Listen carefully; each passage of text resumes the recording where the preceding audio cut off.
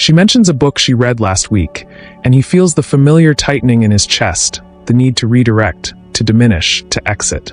The body recognizes threat before the mind names it. Intelligence is exposure, and exposure is danger. What he cannot yet see is that this fear was installed long ago, in rooms where being seen meant being punished.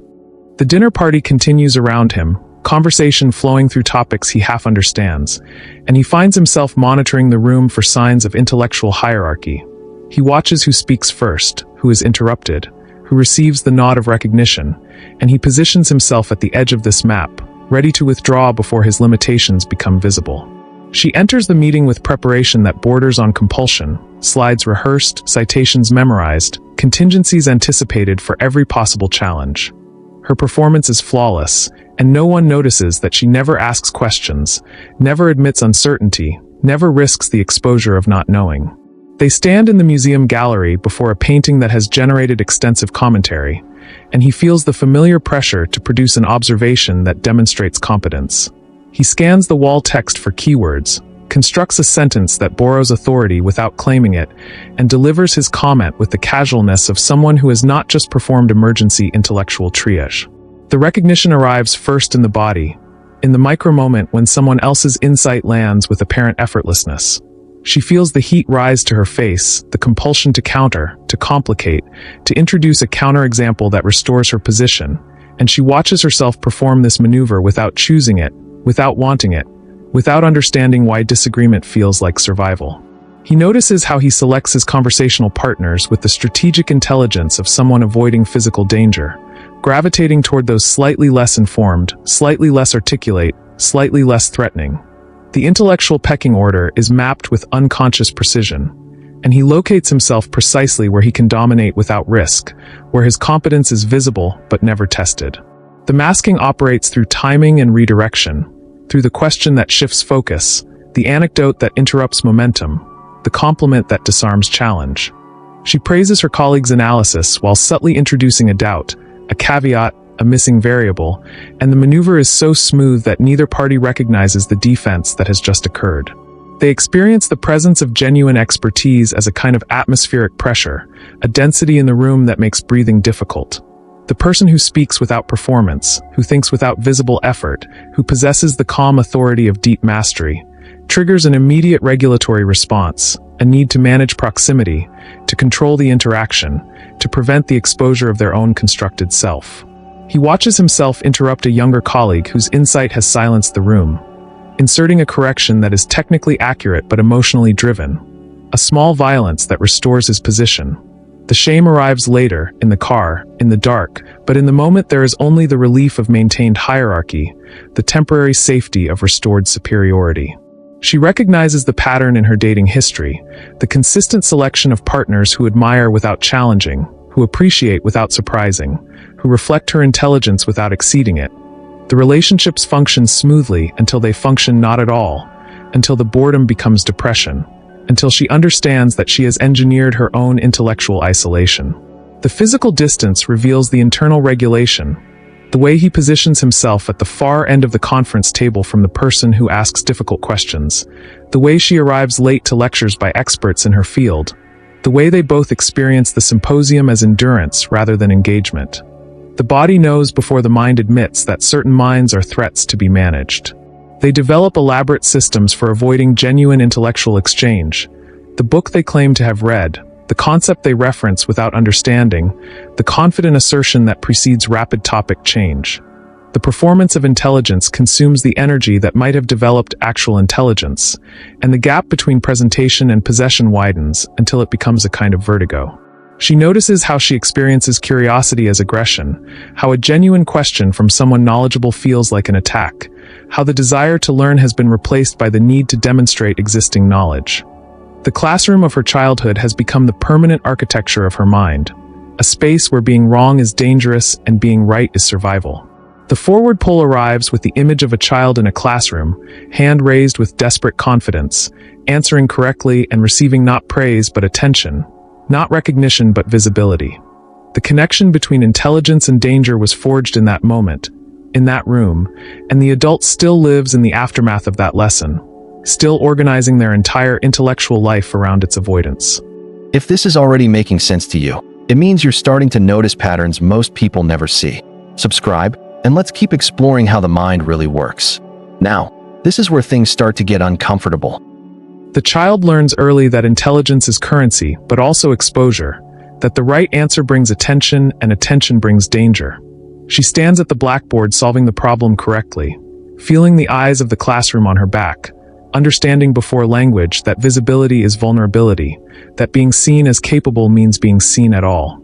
He develops the ability to perform competence without possessing it, scanning adult faces for the cues that indicate sufficient demonstration, learning to deliver the expected response rather than the authentic one. The gap between performance and understanding becomes a hidden chamber where the real self resides, protected from evaluation, protected from exposure, protected from the consequences of being known. The inconsistent feedback creates a nervous system that cannot trust its own capabilities, that experiences genuine mastery as threat and performative adequacy as safety.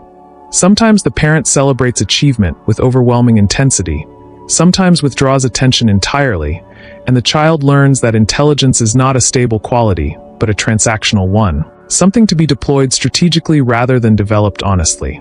She discovers that being wrong is punished more severely than being ignorant, that the admission of not knowing meets with contempt while the pretense of knowing earns temporary tolerance. The authentic self, curious and uncertain and genuinely engaged, is sacrificed for the constructed self, confident and finished and defended against revelation. The trade-off is made in silence, a contract signed by a child who lacks the language to read its terms. Authenticity is surrendered for survival. The vulnerable learner is replaced by the protected performer, and the adult who emerges carries this substitution as identity, unable to distinguish between who they are and who they have pretended to be.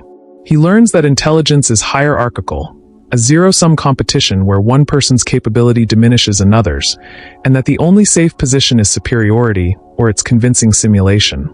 The peer who understands more easily, the sibling who achieves more effortlessly, becomes a threat to be managed rather than a resource to be engaged, and curiosity is replaced by calculation. The nervous system encodes these lessons in procedural memory, creating automatic responses that persist decades after the classroom has dissolved. His body still prepares for threat when someone introduces a concept he does not recognize, still braces for impact when a conversation moves beyond his prepared positions, still equates not knowing with not surviving. They grow into adults who experience intellectual exchange as combat, who hear questions as challenges and corrections as attacks, who find themselves most comfortable in relationships where their competence is assumed and never tested. The fortress of performed intelligence becomes indistinguishable from the self, and the fear of exposure becomes the organizing principle of their entire cognitive life. She recognizes her parents in her own patterns. The way her father dismissed experts he could not understand, the way her mother performed cultural literacy she had not acquired, the family atmosphere where intelligence was simultaneously demanded and punished. The inheritance is behavioral, a curriculum taught in every dinner conversation, every response to achievement, every demonstration that worth was conditional on performance. He understands that his childhood was not abusive in any conventional sense, which makes the wound harder to locate and therefore harder to treat. There was encouragement, support, the appearance of valuing education, and only now does he see that the valuing was conditional, that the support was for outcomes rather than process, that he was loved for his performance rather than his presence.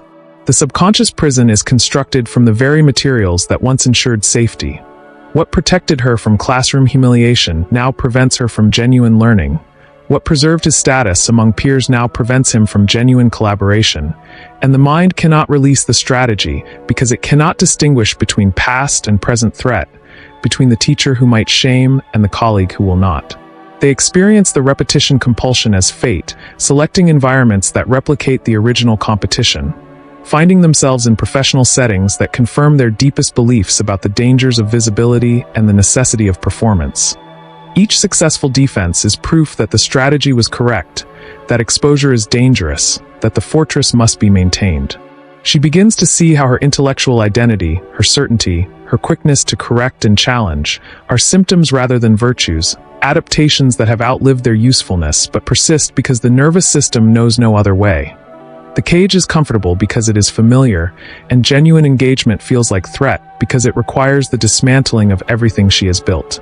He recognizes that his inability to ask questions, his compulsive need to contribute, his terror of silent listening, are not character traits but survival mechanisms, developed in an environment where not knowing was weakness and weakness was punished. The child who learned to perform understanding becomes the adult who cannot acknowledge confusion. The origin story offers explanation without redemption. Understanding why the prison was built does not dismantle it, and the awareness arrives with a particular grief, the mourning for a self that was hidden so well it may never be fully recovered, for a childhood where learning was survival rather than pleasure, for the genuine curiosity that was sacrificed to the altar of performed competence.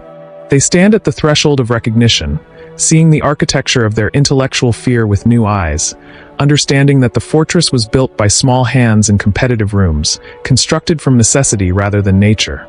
The compassion arrives slowly, mixed with rage, with sorrow, with the exhausting knowledge that rebuilding will require not just insight but the willingness to be wrong, to be seen, to be known. The pattern enters the workplace disguised as expertise, as leadership, as the admirable capacity to have answers. He is promoted for his decisiveness, his quickness, his ability to contribute in every meeting, and no one notices that his contributions prevent genuine discussion, that his certainty blocks collective discovery, that he has never once changed his position in response to another's insight. She finds herself in collaborations that feel like competitions, every exchange measured for advantage, every idea evaluated for threat potential. The whiteboard becomes a battlefield, the brainstorming session an exercise in territorial defense. And when a colleague proposes something genuinely novel, she feels the familiar compression, the need to complicate, to contextualize, to restore her own visibility. They experience mentorship as impossible, unable to tolerate the growth of those they guide, subtly undermining their confidence, withholding key information, redirecting their successes toward their own oversight. The student who surpasses the teacher triggers not pride but emergency, and the relationship is managed to prevent exactly this outcome, to ensure that superiority remains absolute and unquestioned. He notices how power dynamics activate the pattern with particular intensity, how the presence of someone genuinely knowledgeable reduces him to performance, how he becomes most verbose, most certain, most strategically dominant precisely when he feels most threatened. The promotion goes to someone less qualified but more secure, and he tells himself the system is rigged, never seeing that his own rigidity has made him ungovernable.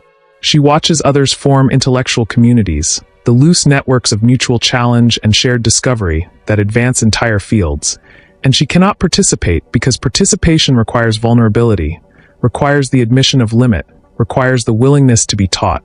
She is competent and isolated, finished and alone, and the loneliness arrives only in the hotel room, in the airport, in the spaces between performances. The friction is felt before it is named, a subtle wrongness in the temperature of exchange, a sense that the other person is not quite present even when their voice is active. Colleagues learn not to challenge him directly. Students stop asking her genuine questions. Collaborators gradually withdraw their best ideas, and each departure is experienced as confirmation that the strategy works. That dominance prevents the greater pain of exposure. They become experts at the premature conclusion, the summary that forecloses discussion, the assertion that ends inquiry, the expertise that arrives too quickly to be genuine. The grief that follows is real but manageable, a familiar landscape compared to the terrifying unknown of actually not knowing, and they do not see that they are choosing the same ending repeatedly, that the pattern is not fate but function. She recognizes herself in the description and feels something shift, some floor giving way beneath the constructed self, the moment of identity shattering that arrives not as insight but as vertigo. She has been the architect of her own intellectual isolation, the designer of her own competitive misery, and the recognition carries both horror and the strange relief of finally seeing the mechanism clearly.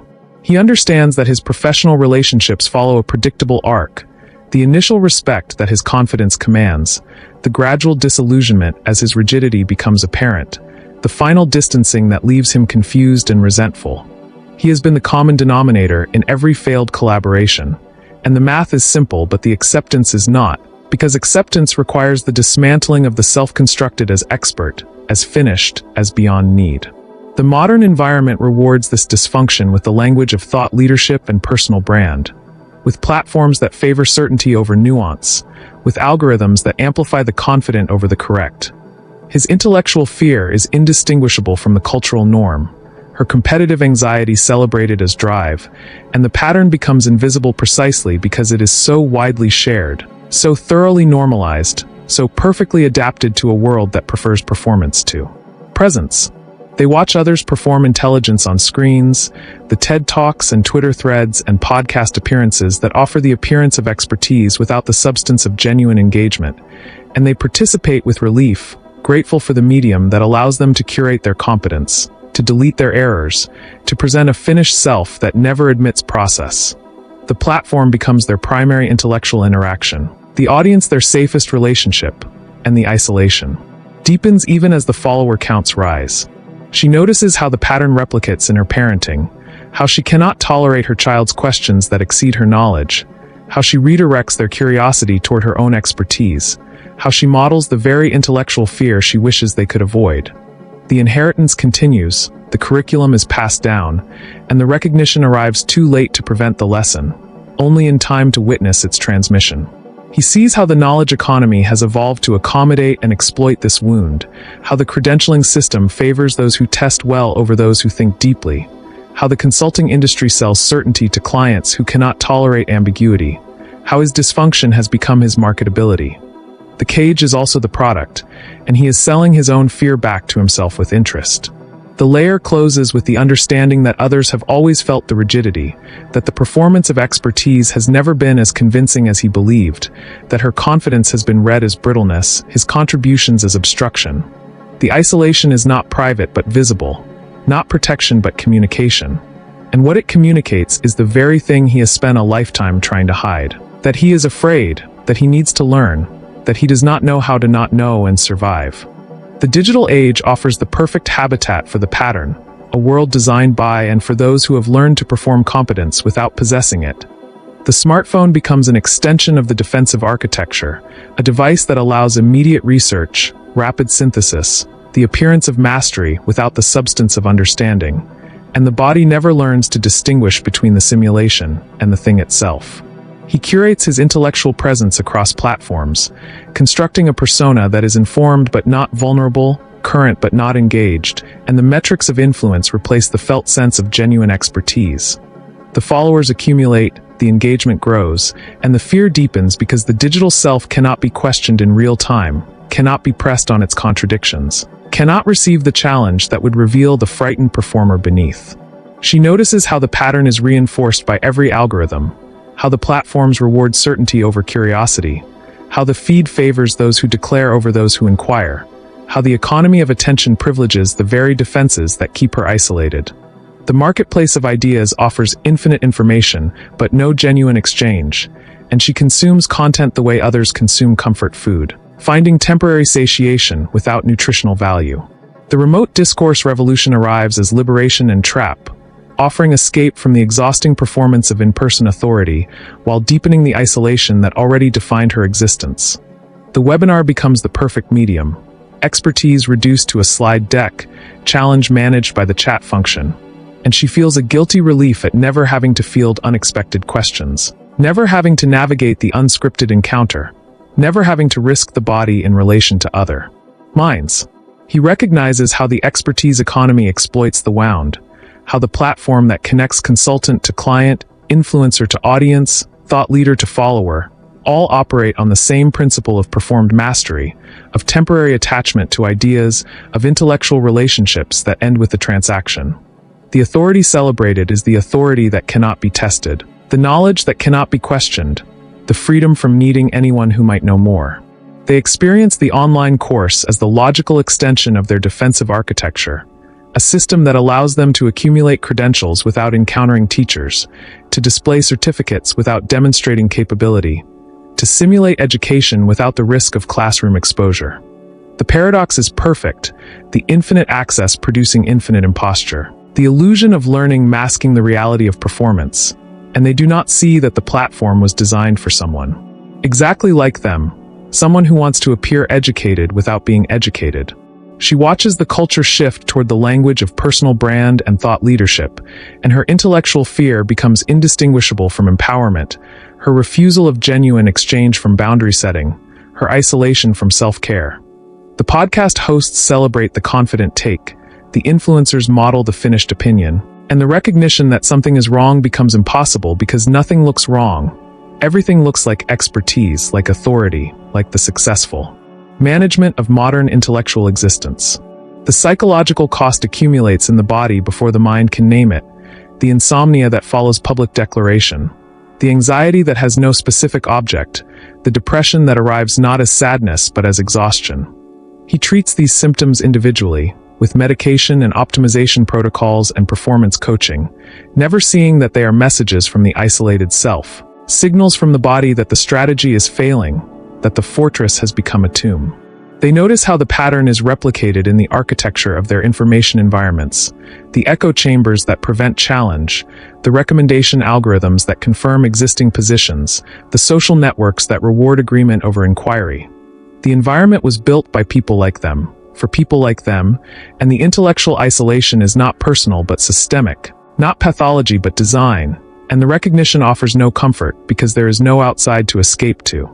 He understands that the safety he sought has become his prison, that the managed authority that once protected him from exposure now prevents any genuine authority, that the control he exercised over his intellectual presentation has resulted in total invisibility. The cage is comfortable because it is familiar, and freedom feels like threat because it requires the dismantling of everything he has built, the exposure of everything he has hidden, the risk of everything he has learned to avoid.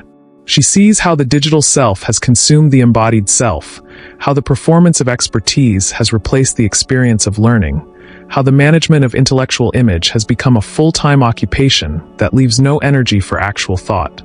The screen shows a mind she has learned to compose rather than recognize, and the gap between the curated self and the thinking self widens until she can no longer remember which is which. The tension peaks in the recognition that the safety of the behavior is itself the greatest danger, that the fortress built to protect against intellectual humiliation has produced a state of total cognitive isolation, that the strategy has succeeded too well and failed completely. He is safe from the pain of being wrong because he is safe from all genuine engagement, protected from the risk of learning by the absolute absence of learning, and the victory is indistinguishable from defeat. She points toward awareness without offering comfort, because comfort is another form of the same withdrawal, another way of managing the discomfort of recognition. The viewer is left with the raw fact of their own participation in the system, their own reinforcement of the pattern, their own choice of digital performance over embodied vulnerability, and there is no resolution, only the uncomfortable clarity of seeing the cage from inside. The impulse to fix arrives immediately, a reflex as automatic as the defensive performance itself. The mind already constructing the narrative of transformation, the self already imagining its own redemption. This urgency is the final defense, the last barricade against the full weight of recognition. The belief that awareness must lead to action, that insight must produce change, that the purpose of seeing the prison is to escape it. He notices how quickly he reaches for the solution, the course on intellectual humility, the practice of beginner's mind, the therapeutic modality that promises secure confidence in 8 sessions or less, the spiritual teaching that transforms fear into wisdom, uncertainty into gift, without ever requiring the actual experience of being wrong in public. She recognizes the fix-it impulse as another form of control, another way of managing the unbearable vulnerability of not knowing, another strategy for avoiding the simple fact that some incompetence cannot be remedied, that some ignorance is permanent, that some minds will always be more capable, and the only response is to learn from them. The desire for resolution is itself the pattern, the inability to tolerate the unresolved, the unresolvable, the permanently unfinished. They have spent a lifetime constructing a self that performs, that convinces, that survives evaluation, and the suggestion that this self might need to be dismantled rather than improved produces a terror deeper than the original wound. The fortress is not comfortable, but it is known, and the unknown that lies beyond its walls is not freedom, but dissolution, not learning, but annihilation, not growth, but the complete surrender of everything that has kept them safe. He understands that the child who built these defenses is still present, still frightened, still convinced that being wrong is danger and being seen is threat, and that this child cannot be reasoned with, cannot be coached into security, cannot be convinced by adult evidence that the world has changed.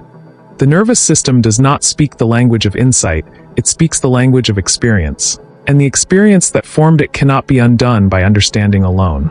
She sits with the recognition that she may never be genuinely curious, that the pattern may persist despite every effort to dissolve it, that the fortress may remain standing even as she sees it clearly, even as she names it, even as she understands its origins and its costs.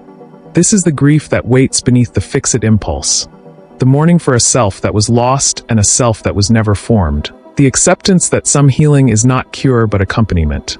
The viewer who recognizes themselves in this description will want immediately to know what to do, how to change, where to begin, and this wanting is the final expression of the pattern, the last demonstration that the strategy persists even in the attempt to abandon it. There is no answer to give that would not itself be another form of the same performance, another way of managing the discomfort of not knowing, another method for turning the raw fact of intellectual limitation into a problem to be solved. He sees that the culture offers endless methods for this management, endless techniques for the optimization of confidence, endless programs for the transformation of mindset, and that all of them participate in the same fundamental error.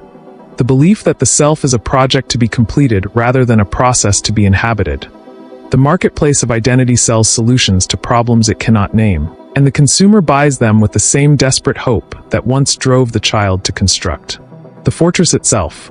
She notices how the desire for resolution is itself a form of isolation, the belief that she must handle this alone, that the work of becoming is private labor, that the wound is individual rather than collective. The fixation on personal transformation prevents the recognition that the pattern is shared, that the fortress is everywhere, that the fear of intelligence is not failure but architecture, not pathology but design. They are left with the simple fact of their own existence, the body that breathes, the consciousness that witnesses, the pattern that persists. There is no redemption offered, no transformation promised, no happy ending to this narrative because the narrative does not end. It continues in every moment of encounter, every opportunity to listen, every chance to be wrong in the presence of someone who knows. He understands finally that the discomfort of this recognition is the only honest place to stand, that the urge to resolve it is the pattern trying to save itself, that the willingness to remain unresolved is the first genuine risk he has taken. Not because remaining unresolved is virtuous, but because it is true, because the self is not a problem to be solved but a mystery to be inhabited, because the fortress was built for reasons that made sense and its dismantling cannot be rushed by the same urgency that constructed it. She closes with the image of the child in the classroom, the small hands that built the walls, the frightened intelligence that chose performance over presence, and the adult who now sees that child with the compassion that was never available then, not to rescue, not to fix, but simply to witness, to accompany, to remain present in the presence of fear without the demand that it transform into something else. The viewer is left haunted by the simplicity of what remains. The body, the breath, the other minds who are also frightened, also fortified, also waiting for the safety that never arrives. The possibility that learning might occur not despite the wound but through it, not after confidence but in the midst of its absence, not in the resolution of fear but in the shared recognition of its persistence. There is no final image, no closing comfort, no promise that awareness leads anywhere at all. Only the quiet fact of having seen, having named, having refused the easy resolution that would make the seeing meaningless, and the uncertain continuation of a life that must still be lived in the presence of everything that remains unseen, unknown, unresolved.